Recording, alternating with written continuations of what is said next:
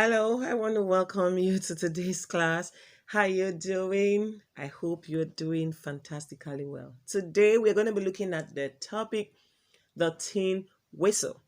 We're going to be looking at the topic, the tin whistle. The penny whistle is a simple six-holed woodwind instrument which is commonly known as the tin whistle. We call it either the penny whistle or we call it the tin whistle. That's what we say is the penny whistle, but it's commonly known as what? The tin whistle. It is a woodwind instrument. We have different types of instruments and we have the families that they belong to, or the classes. We have the wind, and this wind is split into two. We have the woodwind and the brass. Then we also have the string and the percussion instrument. So this particular tin whistle belongs to the woodwind instrument or family. The ability to blow the needed or appropriate air matters a lot. To get the right keys or notes, you have to blow in the necessary air. But let's see what the tea whistle is all about. So let's check the parts of the tea whistle. The tea whistle consists of the mouthpiece or the fipple, which is at the top part of the tea whistle, and it is plastic. Now, the top part of your tea whistle is known as the mouthpiece, or you call it the fipple. And when you touch it or you feel it, you know that it is plastic in nature. While the bottom part of your tea whistle is called a pipe body or barrel. This part is metal. Remember we said that the top part is what? Plastic, but the bottom part is metal. And it is called what? The pipe body or the barrel. Remember, is the mouthpiece or the fipple, and we have the bottom part as the barrel or the pipe body, and it has 6 holes respectively. There are 6 holes on the tin whistle. The tin whistle is played with little air in order to get the low key. That's what I said before. While the air increases as the key climbs up the octave. Now, when you want to play the low keys, you take in little air. It will not be as much as when you want to play high keys. High keys needs you to blow in what? Much air.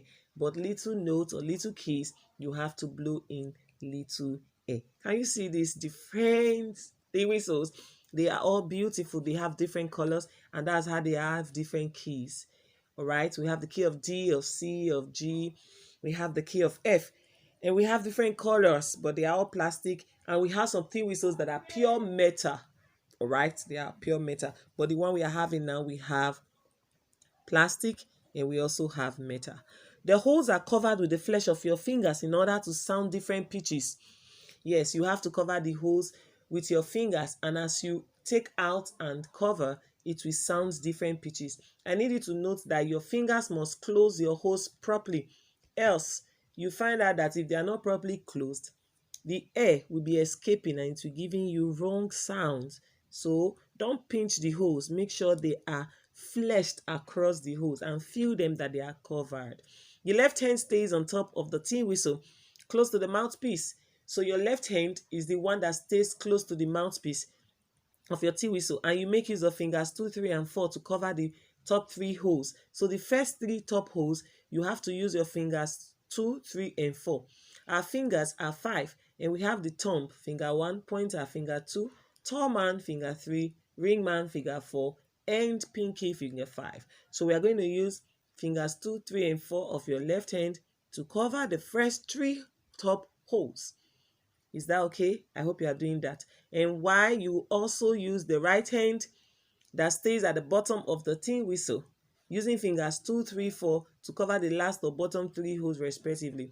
So 2, 3, 4, 2, 3, 4 of your left hand and right hand takes the first 3 holes on top and the last 3 holes that are what at the bottom of your tin whistle.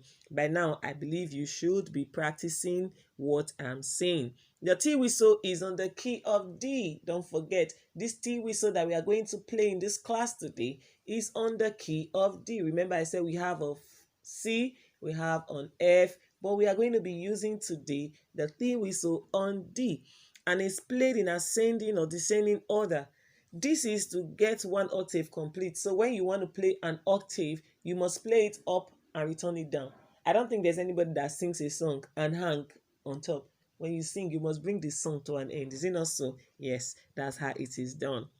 Okay, here's again the part of the tea whistle. We have the mouthpiece or the feeble. We have the blade. Then we have the metal part, which is the body. And it comprises of 6 holes. We are going to be looking at the fingering chart. That's the next thing we are going to be looking at. So it will be able to help us play a tea whistle. Anyone who sees this fingering chart does not need anybody to even help out. You just have to look at it. The shaded holes are covered holes, while the unshaded holes are the open holes. Now, the key of D, or the major key of D, has 2 sharp signs. You don't just play it ordinarily like you play the key of C. We have 2 sharp signs and they are placed on F and C, as you can see here. But here we are having C natural. This chart is only teaching you how to see which one is C natural, what you have to play, and which one is C sharp.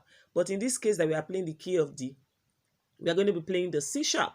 So we are going to play D, E, F sharp, G, A, B, C sharp, and D. So pick up your tea whistle as we practice it. Now put your 3 fingers up and 3 fingers at the bottom.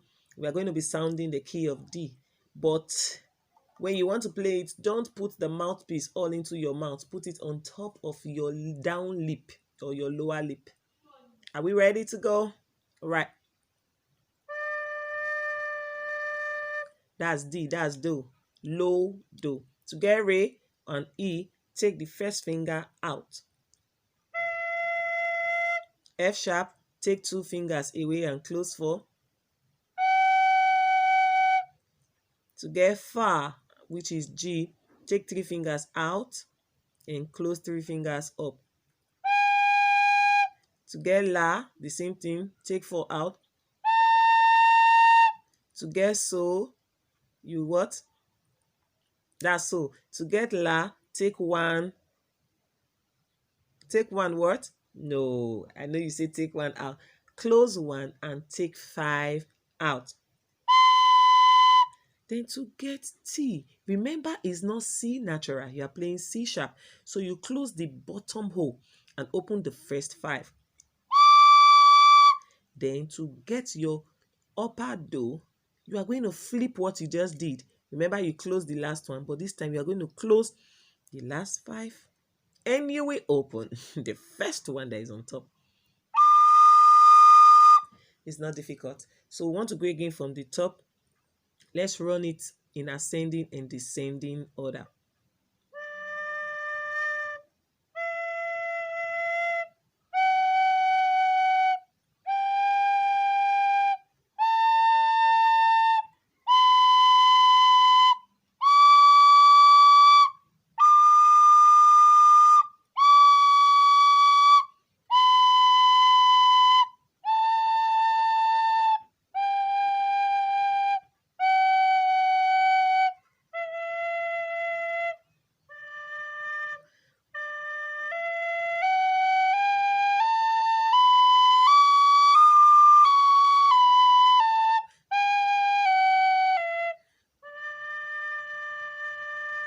Yeah, yes, you will make mistakes as you practice, but practice makes perfect. So don't quit, don't get angry, just keep practicing until you see that you are perfect.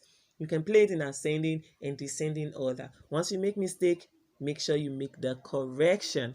All right, and this brings us to the end of the lesson for today. Get your quizzes and your assignments done. Don't always fail to get your quizzes and your assignments done. Now let's take a little recap. The tea whistle is made of plastic and metal. The plastic part is the mouthpiece or the feeble, or we call the metal part what? The pipe body or the barrel. It has 6 holes and it belongs to the key of D. This instrument is a woodwind what instrument? And when you want to play D major, you have to place 2 sharp signs on the keys of F and what? Or C. And you play it in ascending and descending order. It's not difficult. The tea whistle is a beautiful instrument. You must practice it. You must learn it because we are going to be playing a song mostly in this term. So get used to it so we can go forward. All right. I love you. I want to say bye. See you soon.